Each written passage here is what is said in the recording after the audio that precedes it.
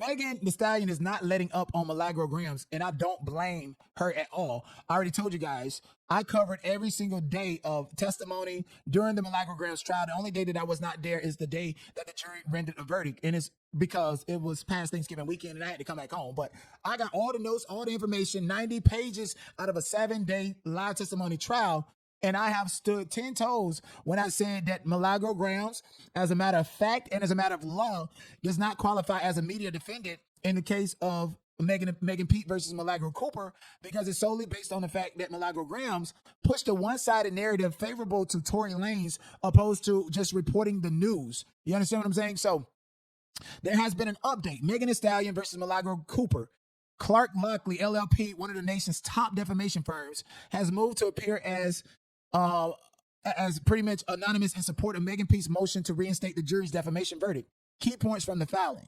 Okay. Argues Florida's retraction statute only applies to true media defendants, says extending it to influencers, bloggers would undermine the law and fuel misinformation. Notes the jury already found Cooper was not neutral, disinterested, or journalistic. That is true. Warns this ruling could give clickbait influencers new legal shields while harming defendants in defamation and so forth. Let me see how long this motion is. Okay, it's 5 pages. Shout out to Document and Things. Let's go ahead and read this. I probably don't agree with every single point that Claire Lockley put in here, but I definitely agree that since the jury found that she was not being fair and disseminating the information equally across the board without some personal gain like business improvement for herself and or without personal attachment to Tory Lanez, she does not qualify as media specifically for Megan Thee Stallion. But to say that any blogger or anybody online cannot ever qualify as a media defendant simply because they're independent and go against legacy media is devoutly wrong. But let me go ahead and read this.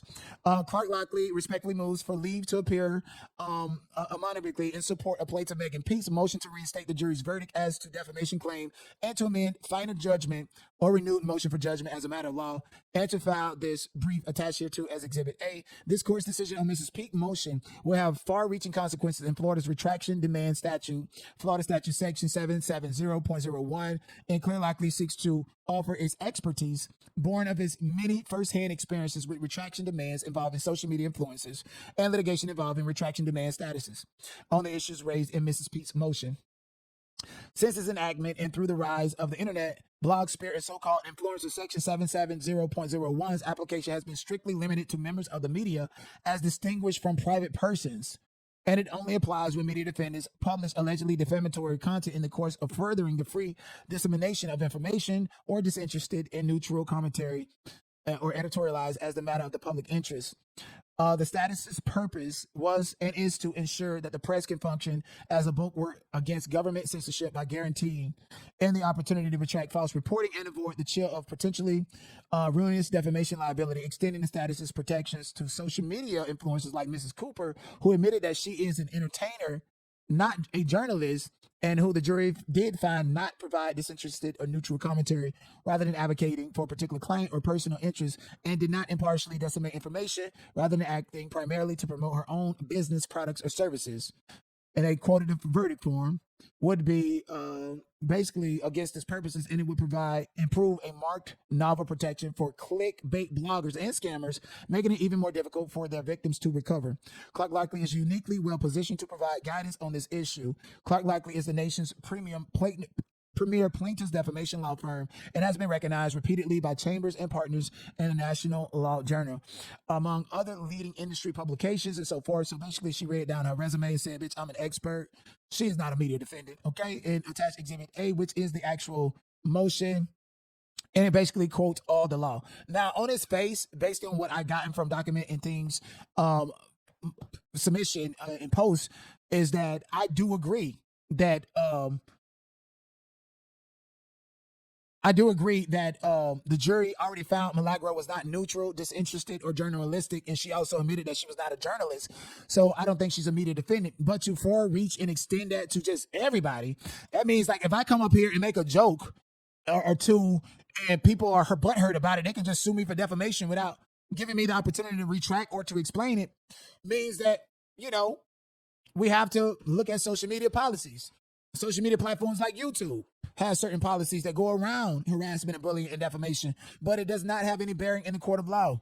As far as arguing Florida's retraction status only applies to true media defendants, what is a media defendant? I don't have to be broken, indoctrinated into legacy media and have some type of badge of honor from legacy media to be considered true media. I feel like me going out to the courthouse, getting viral moments for celebrities, especially my viral moments that I get, they go around the whole world. When Cardi B threw the pen at me, people in Brazil that I know was like, "Oh my gosh, we see you." Mainstream media, they use my videos, they highlight it, they put it in their articles and stuff. What makes you think that I'm not a media defendant simply because this person has not given me some type of, you know, haven't validated? Who are you to validate who's a media defendant or not? Somebody can come up and start a media company out of thin air, just like Byron Allen started his own entertainment company out of thin air, and now he's the only true black billionaire, true black owner in Hollywood. Byron Allen, go look it up. So I think that that goes against the fundamental principles that we have free and inalienable right to create whatever life that we want for ourselves, which includes but is not limited to job and occupation. So if I want to be a new media reporter and this is something novel and new and it goes against legacy media, and legacy media that has bought out TMZ is, you know, somehow jealous about that and mad because they can't control it, it does not necessarily mean that I'm not pursuing a craft or career in media journalism. That goes against the fundamental principles of what made Wendy Williams a celebrity, or Charlamagne the God, and these other people that are making millions of dollars by reporting the news and stating their opinion. Joe Budden and so forth. You know, the only difference is Milagro Grounds and Joe Budden is a rapper who had a hit way back in the days with only 1 million subscribers. He's doing the same thing as Milagro. He's doing the same thing as a bunch of us. But you mean to tell me that I need iHeart and Hot 97 to hire me in order for me to be called media? Well, what are the prerequisites to getting that job? You even got Mr. Big Gums think that he's right-footed spotted. He's the next one up because of his own independent skills. I definitely think that this goes against human nature. It's un-American to sit there and say that the only way you qualify as a media defendant is if you have some type of credibility validated by those people that control media. That's bullshit. So I don't agree with that key point. Saying extending it to influencers, bloggers would undermine the law and fuel misinformation. I think that that is a lie. That is something that goes against mainstream media. That goes against principles of, you know, people having a right to come online and make money. Like, you're trying to do away with platforms and do away with so much. So, you know, just think the Kempire. This applies to him. As fair and unbiased as he is, you know, he's an influencer and a blogger. And what did they tell Kempire? That he's not media, when he's one of the most neutral people out there. Just because he's a blogger and online doing it through YouTube and social media, he's not media? Fuck out of here. The next one, notes the jury already found Cooper was not neutral, disinterested, or journalistic. I agree with that. Warns this ruling could give clickbait influencers new legal shields while harming defamation victims. Well, first of all, when it comes to the clickbait about real people, let's take Pastor Jackson and them over there. These Indians and Asian Arabs and shit using YouTube and exploiting clickbait against black celebrities, talking about they're going to prison and talking about they essaying kids and shit like that. And we're like, what the hell is going on? And those channels get hundreds and thousands of views, if not millions of views, on these AI generated content platforms. So I agree when it comes to that. Like, ain't nobody real out here playing with somebody like that, doing overt clickbait type of stuff. Ain't nobody doing that. Ain't nobody doing that but them goddamn Indians over in the D-Light class using YouTube to piggyback off of and context off of black American culture. So, but at the end of the day, I agree that Milagro Cooper is not a media defendant when it comes to the situation involving Megan Thee Stallion and Tory Lanez. She was personally interested. They say Tory Lanez knocked her down. I don't know how true that is. She was interested in building her business. She was interested in collaborating with and having an attachment to a celebrity. And I wouldn't be surprised if Megan put a motion into the Los Angeles Superior Court and say that Tory Lanez violated the restraining order by sending her bird calls using mainstream media to prevent him from being able to conduct any interviews about any portion of his case, just from that little small error of him mentioning Megan P. Can't go against his first right. But taking everything plus you doing a bird call, saying that you wish you could have a conversation with her face to face, no, that's a violation. So if she really wanted to be petty, she'll get him on that. Should she? I don't know. I would if motherfuckers still out here calling me Bigfoot and I didn't get shot or whatever the case may be. Come on now.